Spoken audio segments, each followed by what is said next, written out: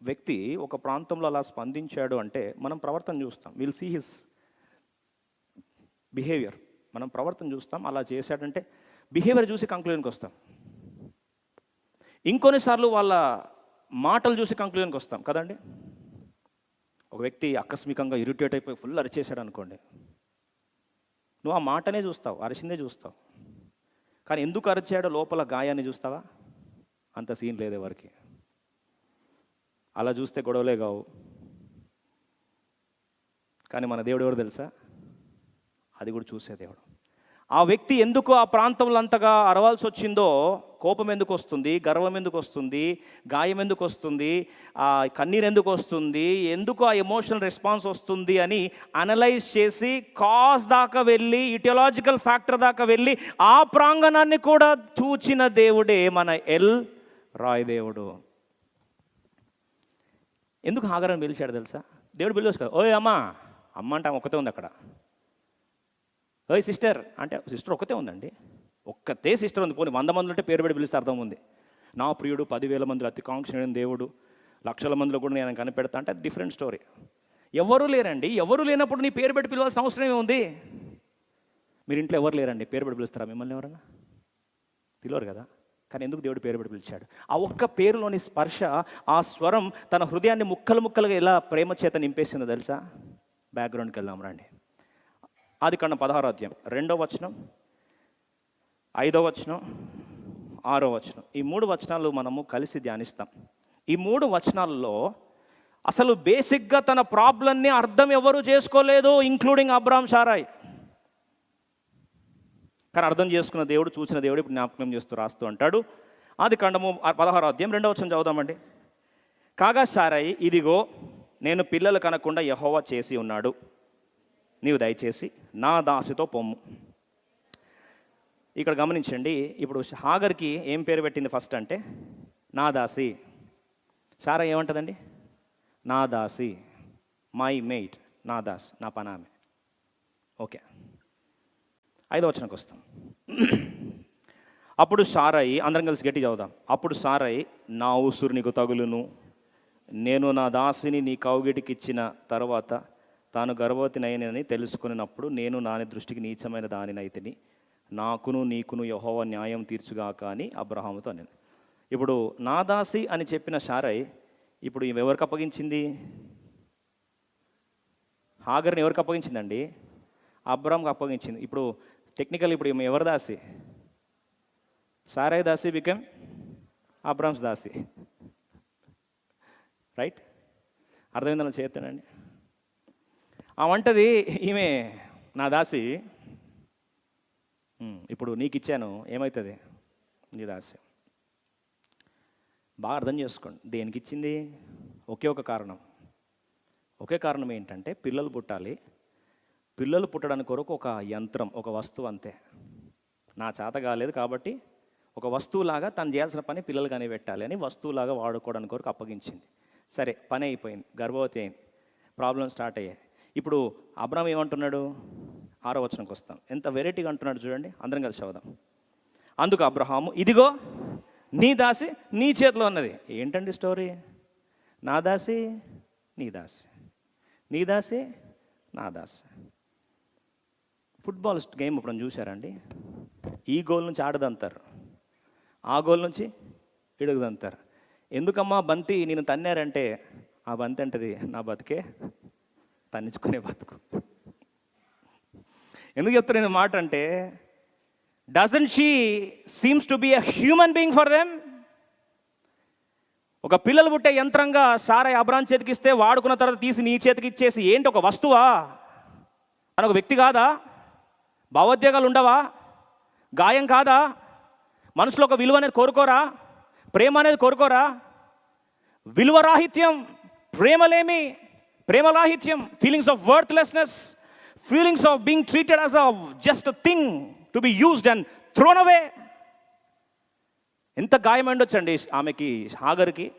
అరే నన్ను ఎట్లా వస్తువులా వాడుకుంటా, నేను వ్యక్తి నన్ను తెలీదా? ఆమె తీసి ఆయనకి ఇస్తుంది, ఆయన వాడుకున్న తర్వాత తీసుకొని ఏం చేస్తావు చేసుకోపో అని మళ్ళీ ఆమెకి ఇస్తాడు. ఇద్దరి మధ్యలో ఆడే చెదరగపు యొక్క ఆటలో బలిపశువు అయిపోయినా నేను. బాధ రాదా అండి? ఈ బాధ వాళ్ళకి అర్థం కాలే, ఈ బాధ వాళ్ళకి అర్థం కాలే, ఇద్దరికి అర్థం కాలే. అబ్రాహాంకి అర్థం కాలే, షారాకి అర్థం కాలే. పైపెచ్చు ఇంకేసి తోముతున్నారు. ఇప్పుడు స్టోరీ చూడండి, 6వ వచనం చదువుదాం. అందుకు అబ్రహాం, ఇదిగో నీ దాసి నీ చేతిలో ఉన్నది, నీ మనస్సు వచ్చినట్లు దాన్ని చేయమని సారాయితో చెప్పాను. ఇంకా ఒక నిమిషం ఆగుదాం.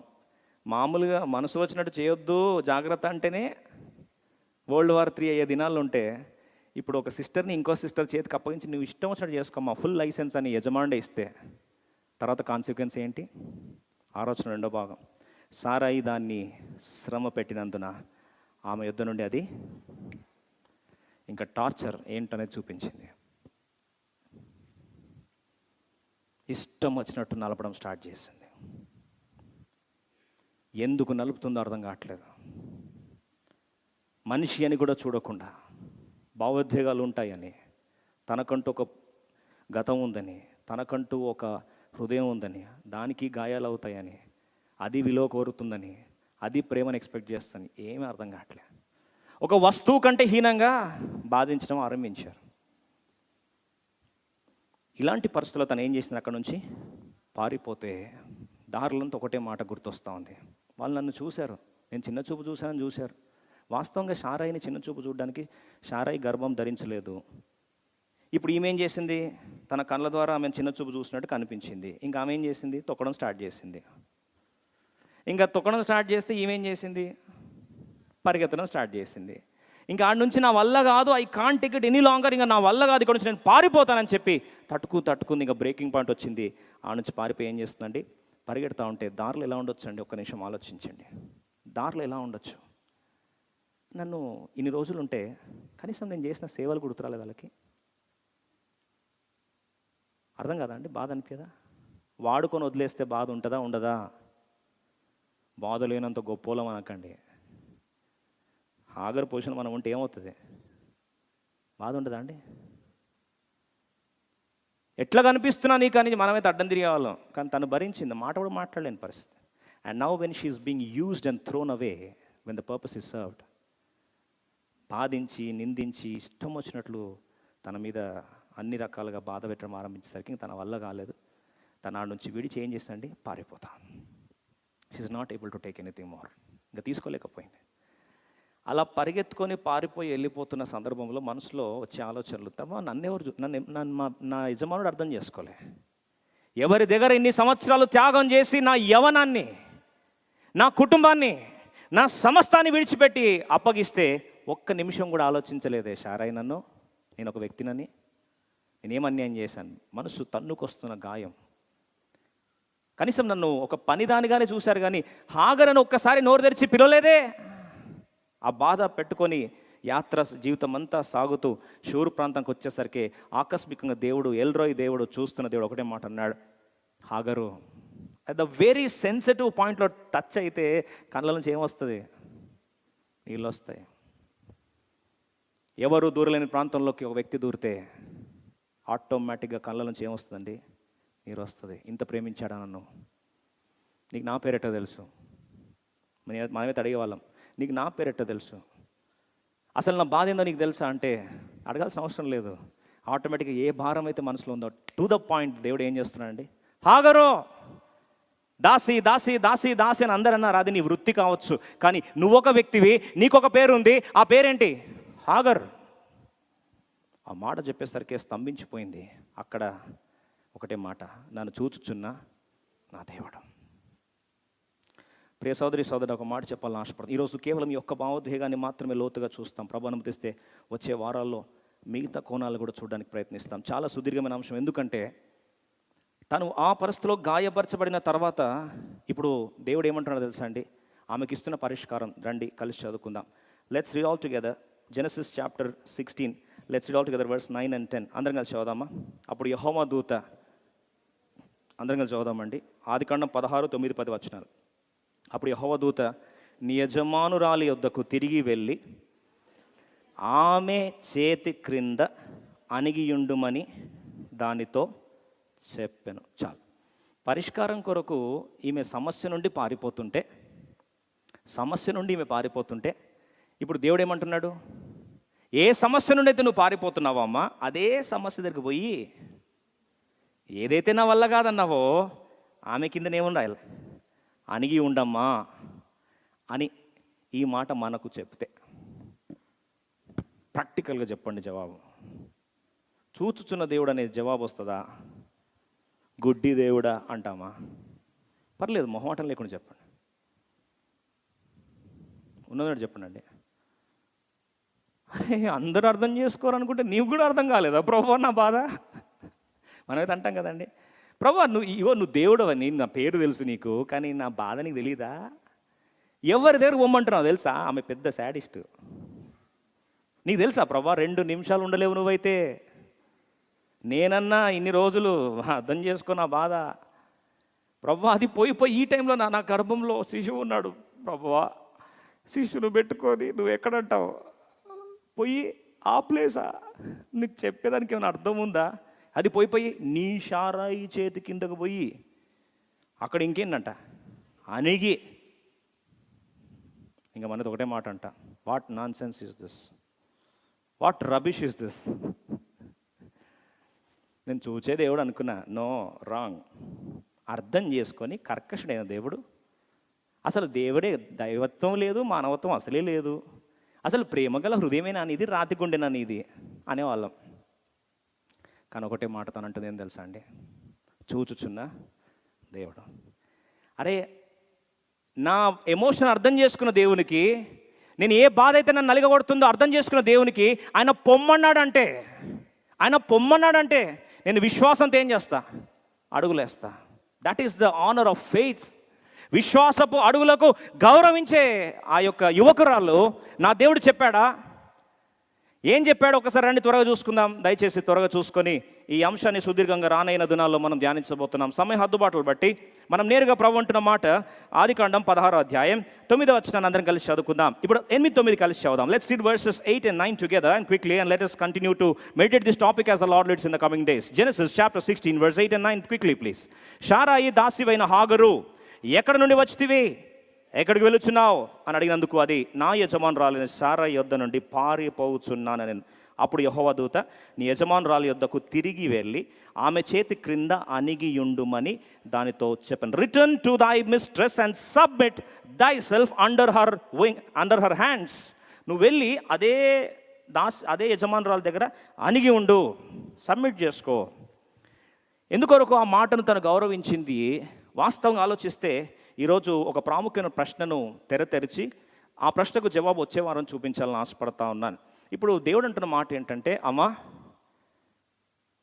ఎవరైతే నిన్ను తరిమారో, ఎవరైతే నేను బాధ పెట్టారో, ఎవరైతే నేను గాయపరిచారో, ఎవరి దగ్గర అయితే నువ్వు తట్టుకోలేదని, నా వల్ల కాదని బయలుదేరిపోతున్నావో, తిరిగి నువ్వు ఎక్కడికి వెళ్ళాలి? అక్కడికే వెళ్ళాలి. ఆ ఒక్క చిన్న మాటలో ఎంత బ్యూటిఫుల్గా తన పిలుపు, బాగా వినండి, తన పిలుపు, తన వృత్తి, తన ప్రవృత్తి, జీవిత పరమార్థం, తర్వాత ఎలా వెళ్ళాలి, వాగ్దానాలు ఎలా నెరవేరుతాయి అన్నీ చెప్పి 2 లైన్లో తనను సిద్ధపరిచిన దైవ దేవుని గొప్ప మాటలు మనందరినీ సిద్ధపరచుగాక. మొదటి ఏమంటుంది తెలుసా అండి? హాగరు, శారాయి దాసివైన హాగరు. హాగరు అంటే నీ పేరు, నిన్ను పేరుతోనే గుర్తుపెట్టాను. అయితే నీ వృత్తి ఏం తెలుసా? నీ ప్రొఫెషన్ ఏం తెలుసా? నీ కాలింగ్ ఏంది తెలుసా? శారాయి యొక్క దాసి. కాలింగ్ నుంచి పారిపోతున్నావు, జాగ్రత్త. శారా యొక్క దాసి అని నీకు పిలుపు ఉంది. ఆ పిలుపుతోనే నేను తీసుకొచ్చాడు.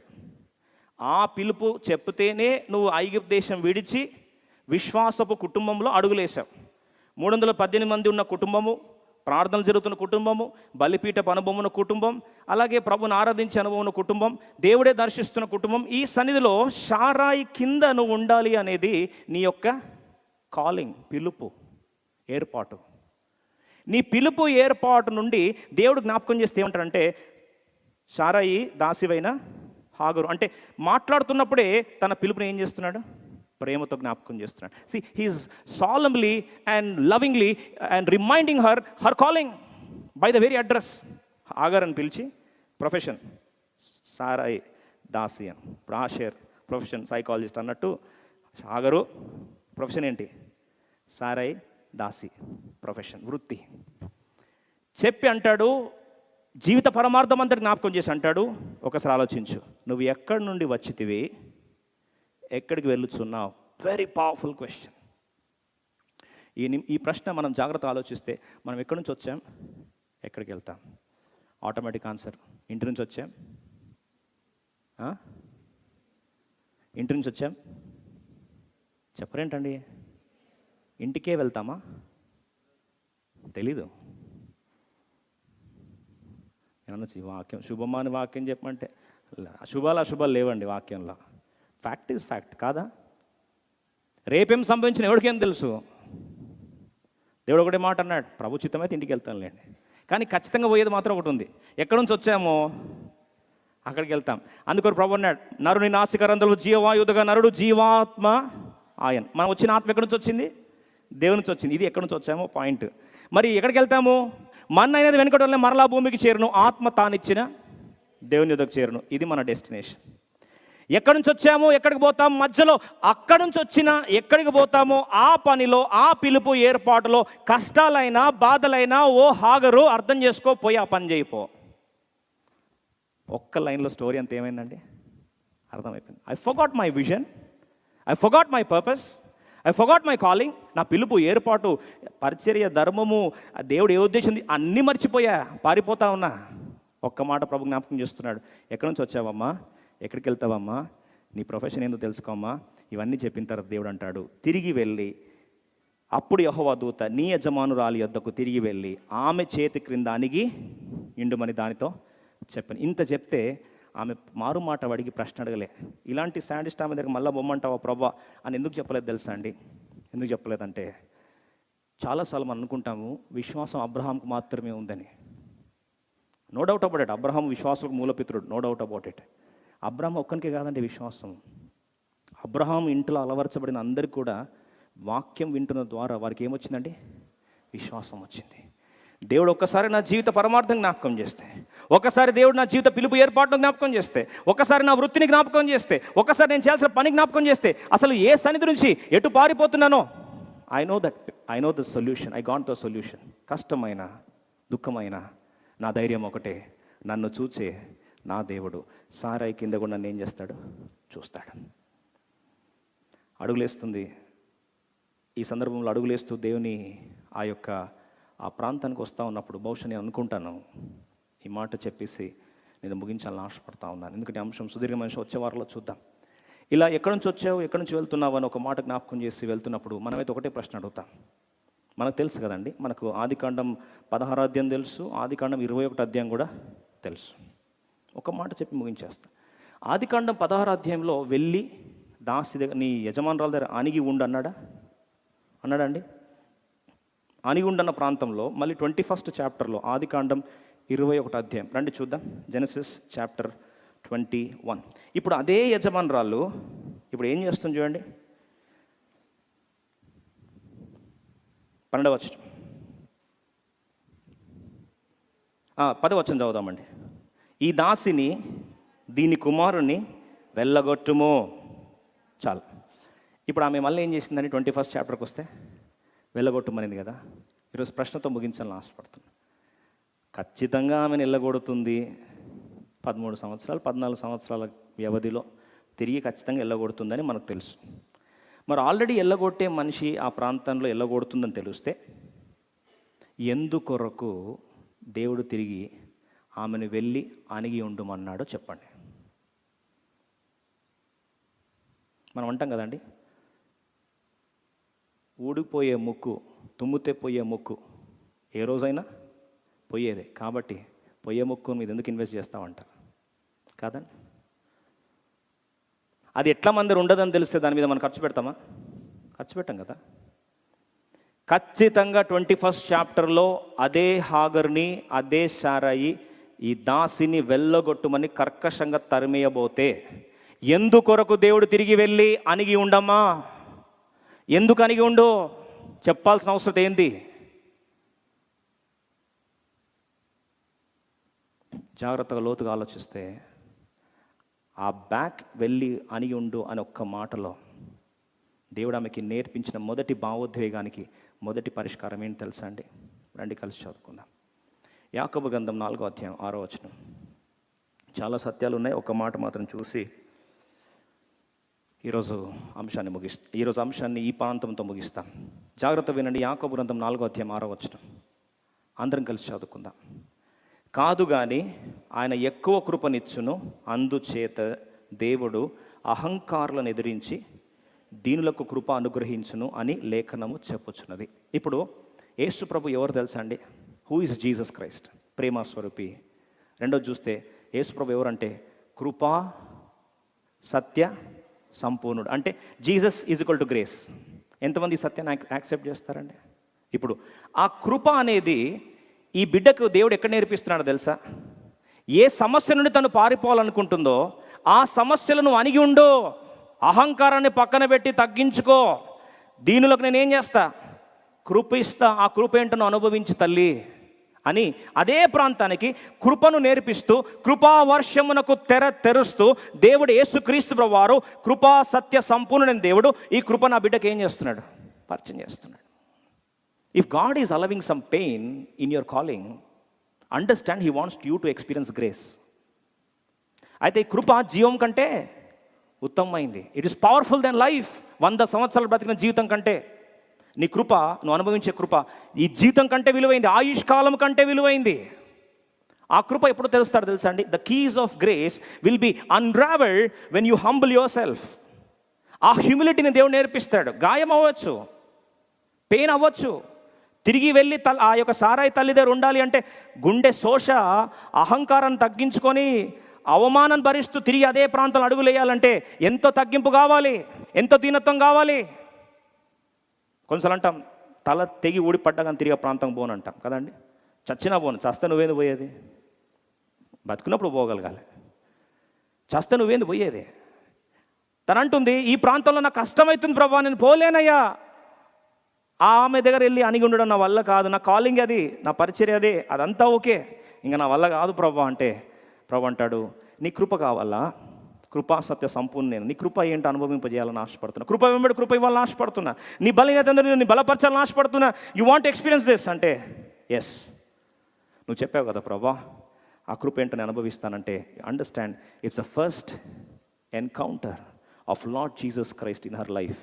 తన జీవితంలో యేసు ప్రభువుని మొట్టమొదటిగా పరిచయం చేసుకున్న దేవుడు ఆ కృపా బాహుల్యపు వర్షాన్ని ఎలా తెరిచాడు తెలుసా? ఆదికాండము చూడండి ఒక్కసారి 16వ అధ్యాయం 10-11 వచనాలు చదువుకుందాం. యెహోవా దూత నీ సంతానమును నిశ్చయముగా విస్తరింపజేసేదను, అది లెక్కింప వీలు లేనంతగా విస్తారమవునని దానితో చెప్పాను. లెక్కలేనంతగా విస్తారం అవుతుంది. మరి యెహోవా దూత ఇదిగో యెహోవా నీ మొరను వినెను, నీవు గర్భవతివై ఉన్నావు, నీవు కుమారుని కని అతనికి ఇష్మాయేల్ అని పేరు పెట్టుదువు. చూడండి, సంక్షిప్తంగా మాట చెప్పి ముగించేస్తాను. నువ్వెంత దీవించబడతావంటే విస్తారంగా దీవించబడతావమ్మా. నీ దీవెనకు అంతులు ఉండదు. ఇంకా ఇస్కరియంలో దీవిస్తాను నిన్ను, గొప్ప జనంగా చేస్తాను నిన్ను. దేవుడు దీవించబోతున్నాడు.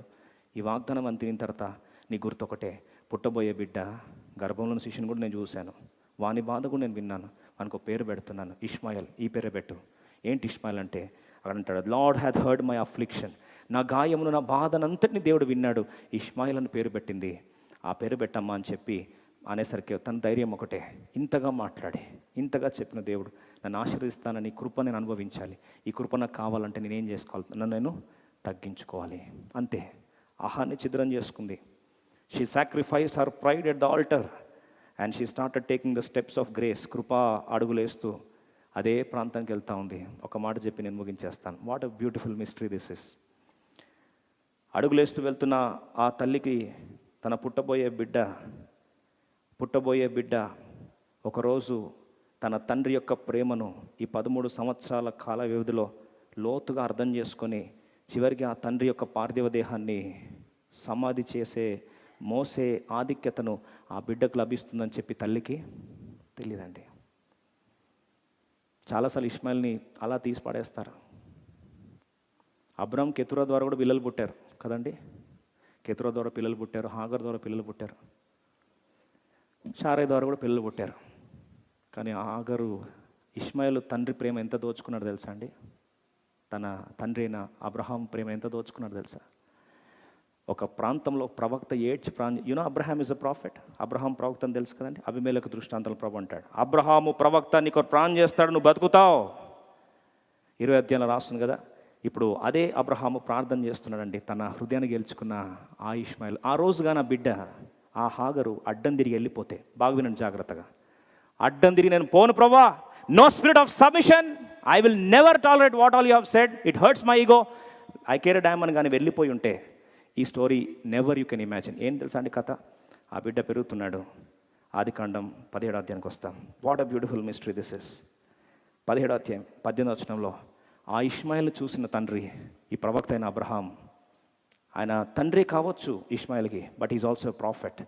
ప్రవక్త నోరు తెరిచి ఒకటే ప్రార్థన చేస్తున్నాడు, ప్రేమ గుండెల్లోనూ తన్నుకొస్తుంది. ఆ బిడ్డ తిరిగి రావడానికి తల్లి తగ్గించుకొని వచ్చింది.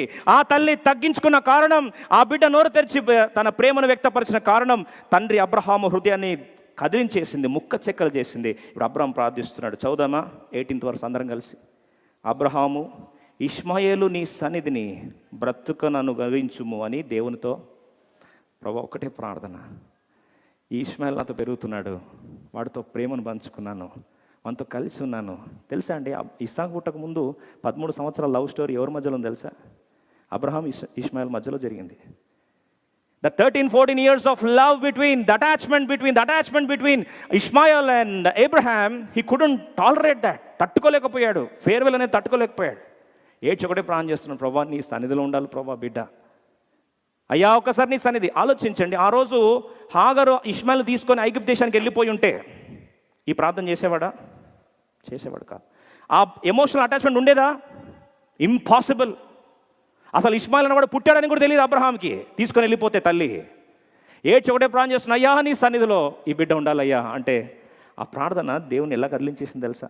రండి చూద్దాం. ఈరోజు ఆశీర్వాదాలు ఉత్తగా రావండి, మర్మం తెలుసుకుందాం రండి. ఆదికాండం 17 అందరం కలిసి 20 వచనం చదువుదామండి. 20 వచనం చదువుదాం. ఇష్మాయేలును గూర్చి నీవు చేసిన మనవి నేను వింటిని, ఇదిగో నేను అతనిని ఆశీర్వదించి అతనికి సంతానాభివృద్ధి కలుగజేసి అత్యధికముగా అతని విస్తరింపజేసేదను. అతడు 12 మంది రాజులను కనును, అతని గొప్ప జనముగా చేసేదను. 12 రాజులు వస్తారు ఆయనలోంచి, గొప్ప జనం చేస్తాను, పిచ్చి పిచ్చిగా దీవిస్తాను, ఇదే నా శపథం. నువ్వు ప్రార్థన చేసి అడిగావు కదా గుండె లోతు నుంచి ప్రవక్తగా, ఈ బిడ్డను ఒక్కసారి నీ సన్నిధిలో జ్ఞాపకం చేసుకొని నువ్వు చేసిన ప్రార్థన మర్చిపోతాను అనుకుంటున్నావా? వాస్తవంగా దాసి కుమారుడిగా ఎటువంటి యోగ్యత లేనప్పటికీ కూడా నా హృదయము ద్రవించిపోయే ప్రార్థన నీ హృదయంలో ప్రేమ కనిపిస్తుంది. అబ్రహాము అనొచ్చు, ప్రభా ఆ తల్లి తిరిగి బ్యాక్ వచ్చింది, బాధ తట్టుకోలేక వెళ్ళిపోయింది, తగ్గించుకొని వచ్చింది. ఆ తగ్గించుకొని వచ్చినప్పుడు ఈ బిడ్డ కూడా అదే ప్రేమ నాకు చూపిస్తూ వచ్చాడు. ఆ ప్రేమతో నా హృదయం మమేకమైపోయింది. ఈ అటాచ్మెంట్ని తట్టుకోలేకపోతున్నాను ప్రభా, దయచేసి ఆ బిడ్డ నీ సన్నిధిలో ఎప్పటికి ఉండాలి. అంతే అండి, ఆ బిడ్డ చరిత్ర ఏమైపోయింది? మారిపోయింది. 12 దేశాలకు రాజులు. అంతటితో ఆగిపోయిందండి ఇష్మాయిల్ ప్రస్థానం. ఆఖరి కోరికలు, ఆఖరి చూపులు, ఆఖరిగా సమాధి చేసేవారు చాలా ప్రాముఖ్యమైనారు. దయచేసి వారు నీకుంటే మంచిది. ఇప్పుడు అబ్రహాంకు సమాధి చేసింది ఎవరు తెలుసా? 25వ అధ్యాయం 25, జెనసిస్ చాప్టర్ 25 వర్స్ 9 అందరం కలిసి చదువుకుందాం. 9వ వచనం. హిత్యుడైన సోహార్ కుమారుడు ఎఫ్రోను పొలం అందలి మెక్పెలా గుహలో అతని కుమారులకు ఇస్సాకును ఇష్మాయిలును అతనిని పాతి పెట్టిరి. మరి మిగతా కొడుకులు ఏమైనరు? 6వ వచనం. అబ్రహాము తన ఉపపత్తుల కుమారులను బహుమానములిచ్చి తాను సజీవి ఉండగానే తన కుమారుడు ఇస్సాకును వద్ద నుండి తూర్పు దేశం వారిని పోండిరా మీరందరూ పోండి అండి. వాళ్ళకి దొరికిందే ఛాన్సు. ఆస్తులు వచ్చాయి, గిఫ్ట్లు వచ్చాయి, bye bye, praise the lord, thank you daddy, bye అని పారిపోయారు. ఎవరు? మిగతా వాళ్ళందరూ. ఇష్మాయిల్ కూడా బాయ్ అంటే, లేదు నాన్న, నువ్వు బాయ్ చెప్పినా, నువ్వు వద్దన్నా, దాసి కూరుకో అన్నా కానీ సరే, నీ అంతిమ సంస్కారం, పార్థివ దేహం ఆఖరి చూపులు, ఇస్సాకు నేను నీ కొడుకులను వచ్చి చేస్తాను. చదువుతూ ఉంటే హృదయం ద్రవించిపోయింది. ఇంత అటాచ్మెంట్ ఎందుకు వచ్చింది? అబ్రామ్కి అటాచ్మెంట్ వచ్చింది అనుకోండి, ముసలోడు కదా అనుకోవచ్చు. మరి యవనస్తుడు కూడా వచ్చింది కదా నాన్న మీద. ఆ రోజు తల్లి అడ్డం తిరిగి వెళ్ళిపోతే, పోయి అణిగిపో, ఆశీర్వాదపు వర్షం ఇస్తా అంటే, ఏం దేవుడో నువ్వు, ఇట్లాంటి టార్చర్ నాకొద్దు, దీని కొరకా వచ్చింది నేను అని అడ్డం తిరగలే. నువ్వు మాట చెప్పావు ప్రభు, అడుగులేస్తూ విశ్వాసంతో అదే సారాయి ఇంట్లోకి వెళ్ళి నిలబడితే, I just want to close with this lines. సారాయి చూస్తూ ఉంది, మనమైతే అంటాం సారాయి పొజిషన్లో, ఏ ముఖం పెట్టుకొచ్చినావమ్మా నువ్వు, సిగ్గు లేదా పోయేటప్పుడు నీకు? ఇంకా స్టోరీ రామాయణం అంతా, సంస్కృతం అంతా రాసి, ఎన్ని బూతులు అన్ని యాడ్ చేసి, హృదయంలో పెయినది కాకి, సరే వచ్చి తగలడు అని. అబ్రాహ్మ షారా అట్లా అనలేదండి. బయట నిలబడేసరికి బహుశా this is what the interaction went through. Hagar ఎంత విశ్వాసంతో అడుగులేసిందో, షారాయి కూడా అంతే విశ్వాసంతో నిలబడింది. ఒకటే మాట, ఏమండొచ్చండి హాగరు, ఎప్పుడు వాళ్ళిద్దరి మధ్యలో తర్వాత గొడవలు రాలేదు, ఎక్సెప్ట్ ఫర్ లాస్ట్ ఇన్స్టెంట్.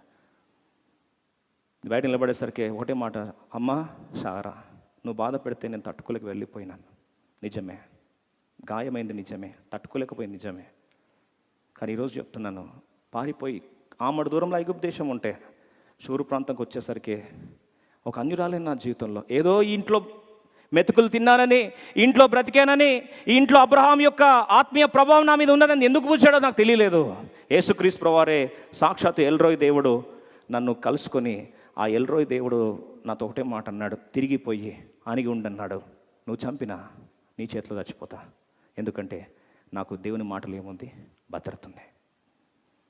నువ్వు గాయపరిచినా సరే నీ చేతిలో గాయపరచబడుతూ ఉండిపోతా, ఆ గాయంలో నాకు ఆశీర్వాదం ఉంది. ఎల్రోయ్ దేవుడు నాతో మాట్లాడుతున్నాడు, అందుకొరకు అడుగులేస్తూ వెనుకలకు వచ్చా. ఎల్రోయ్, మనమే అబ్రాహాము షారా పోసినట్టే, ఏం రోయ్ బాగా ఆత్మీయ భాష బాగా నేర్చుకున్నావు, ఎక్కడ చదివినావు, మధ్య లైఫ్ టెంపుల్ వాక్యాలు విన్నావా ఏంది, ఏదో ఎల్రోయ్ ఎక్కినట్టుంది గాలి అని ఇట్లాంటి మాటలు తుస్కారంగా మాట్లాడేవారు. సారా అనలేదు. ఎల్రోయ్ దేవుడు నాకు కనపడిన దేవుడు, డైరెక్ట్గా నాకు దర్శనం ఇవ్వని దేవుడు, నేరుగా ఈ అన్యురాలతో మాట్లాడి చెప్పిన దేవుడు, చూస్తున్న దేవుడు, నన్ను కూడా చూస్తాడు. రామన్నారు, ఇరువైపులా సంధి చేయబడింది. పిలుపులో, దేవుని పరిచర్లో, కాలింగ్లో ఆ ఇష్మాయిల్ జీవితంతో ఆడుకోలేదు.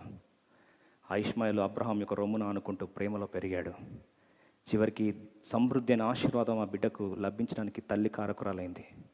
కలిసికట్టుగా చివరికి పార్థివ దేహం భూస్థాపన కార్యక్రమం దాకా ఒక కుమారుడు, తండ్రి ప్రేమ, ఆ తండ్రి ప్రేమ కుమారుడు అనుభవిస్తూ దైవ పరిచర్య జరగడానికి 12 దేశాలకు అధిపతులుగా రాజులు పుట్టడానికి ఓ తల్లి యొక్క చిన్న తగ్గింపు కారణమైంది.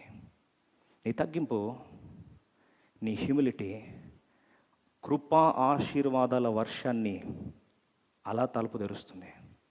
Your one step of humility will open the Pandora door of glory and grace after grace.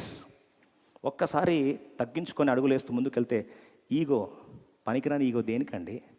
ఆ పనికిరాని ఈగో ద్వారా నీకు వచ్చిన ఆశీర్వాదం ఏమీ లేదు. పైపెచ్చు తగ్గించుకుంటే ఆ కృపా ఆశీర్వాదాల వర్షం ఒక్కసారి కుమ్మరించబడితే 12 రాజులు ఒకసారి ప్రపంచ చరిత్ర సమూలతగా మార్చబడి, ఈరోజు కూడా తెలుసు మనకి ఎక్కడి నుంచి వస్తుందో, ఆయిల్ ఎక్కడి నుంచి వస్తుందో తెలుసు. ఈరోజు మనము ఫ్యూయల్ ప్రైసెస్ పెరుగుతున్నాయని గుండె లబోదిబో కొట్టుకుంటున్నాం మనం, కానీ ఒక సప్లయర్స్ ఎవరో మనకు తెలుసు. ఈరోజు దేశాన్ని పోషిస్తున్నారు, ప్రపంచాన్ని పోషిస్తున్నారు. ఒక చిన్న యువకురాలి అహం గాయపరచబడితే, తను తగ్గించుకొని వస్తే ఇంత దీవెన అయితే, నీ కుటుంబానికి దీవెన వద్దా? నీ వ్యక్తిగత జీవితంలో దీవెన వద్దా? నీ బిడ్డలకు దీవెన వద్దా? నీ పరిచయకు దీవెన వద్దా? కృపా వర్షం నీకొద్దా? దీనులను దేవుడు తన కృపను అనుగ్రహిస్తాడు, గర్విష్ఠులను అణిచి దీనిలోకి తన కృప ఇస్తాడంటే ఆ కృప వద్దంటావా? Choice is ours. Let's close our eyes and let's